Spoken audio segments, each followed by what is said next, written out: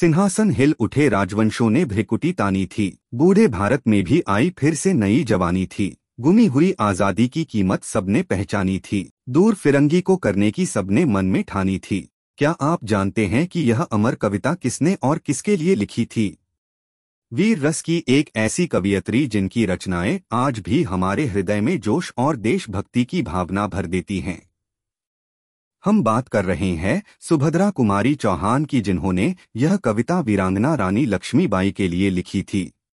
एक स्वतंत्रता सेनानी, समाज सुधारक और हिंदी साहित्य की महान लेखिका के रूप में सुभद्रा कुमारी चौहान ने भारत की आज़ादी में महत्वपूर्ण योगदान दिया। उनकी कलम से निकले शब्द क्रांति की मशाल बन गए। आज हम इस वीडियो में उनके जीवन, शिक्षा, समाज सेवा और उनकी कालजयी रचनाओं को विस्तार से जानेंगे। आगे बढ़ने से पहले आप सभी से निवेदन है कि हमारे चैनल को सब्सक्राइब कर लें ताकि आपको इसी तरह के वीडियोस देखने को मिलते रहें। सुभद्रा कुमारी चौहान का जन्म 16 अगस्त 1904 में उत्तर प्रदेश के इलाहाबाद, अब प्रयागराज जिले के निहालपुर गांव में हुआ था। वे बचपन से ही बुद्धिमान और स्वाभिमानी थीं। पढ़ाई के प्रति उनकी गहरी रुचि थी, लेकिन वे सिर्फ पुस्तकों तक सीमित नहीं रहीं। उन्हें स्वतंत्रता संग्राम के प्रति भी गहरी रुचि थी। उन्होंने प्रारंभिक शिक्षा इलाहाबाद के क्रॉस्थवेट गर्ल्स स्कूल से प्राप्त की। यहीं पर उन्होंने पहली कविता लिखी थी जब वे मात्र 9 वर्ष की थीं। उनके अंदर बाल्यकाल से ही साहित्य के प्रति प्रेम था और वे अपनी भावनाओं को कविताओं के रूप में व्यक्त करने लगी थीं।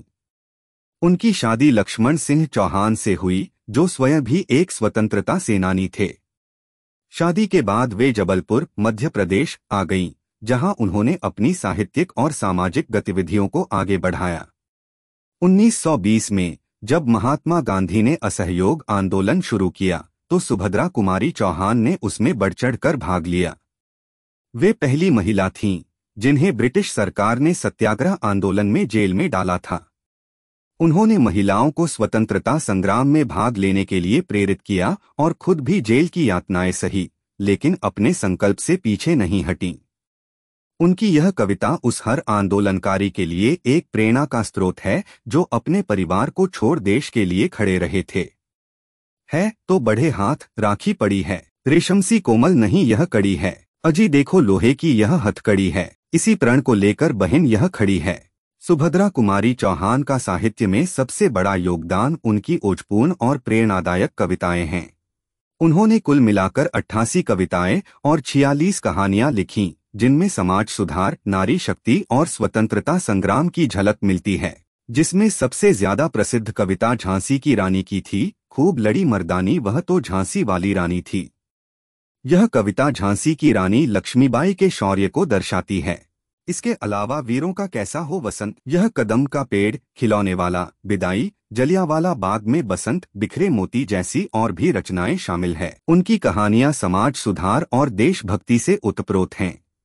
उनकी रचनाएं इतनी प्रभावशाली हैं कि उन्हें हिंदी साहित्य के वीर रस की प्रथम कवियत्री कहा जाता है। कर्म के योगी, शक्ति प्रयोगी, देश भविष्य सुधारिएगा, हाँ वीर देश के दीन देश के, जीवन प्राण पधारिएगा। वे स्वयं कई आंदोलनों में भाग लेने वाली प्रथम भारतीय महिला थीं।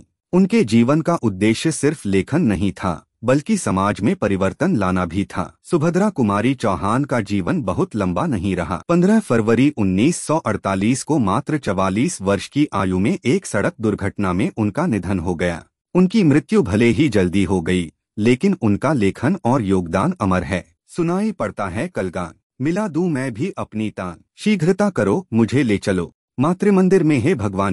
आज भी उनकी कविताएं हमें प्रेरित करती हैं। उनके शब्दों में जो ऊर्जा और जोश था वह कभी फीका नहीं पड़ेगा। सुभद्रा कुमारी चौहान की जीवनी आपको कैसी लगी, कमेंट बॉक्स में हमें जरूर बताएं। और इसी तरह के इंफॉर्मेटिव वीडियोस के लिए हमें सब्सक्राइब करें, वीडियोस को ज्यादा से ज्यादा शेयर करें, साथ ही लाइक और बेल आइकन दबाना ना भूलें ताकि हम ऐसे ही प्रेरणादायक व्यक्तित्वों की कहानियां आपके सामने ला सकें।